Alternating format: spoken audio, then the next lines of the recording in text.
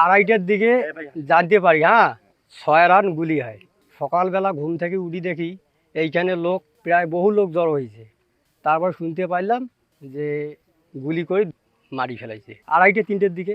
আসলে ঘটনা আমি কিছুক্ষণ আগে এসে শুনলাম আর কি, বর্ডারে নাকি একটা লোক মৃত্যুবরণ করছে, মানে বিএসএফ এর গুলিতে।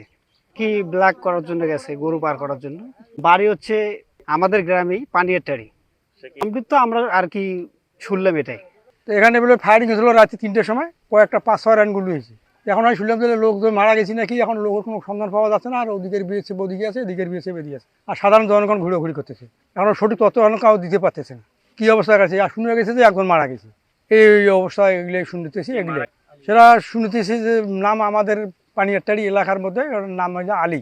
সে দীর্ঘদিন থেকে এগুলো কারবার করিয়ে এসছে। এখানে রাত 3টের সময় গুলি হয়েছে।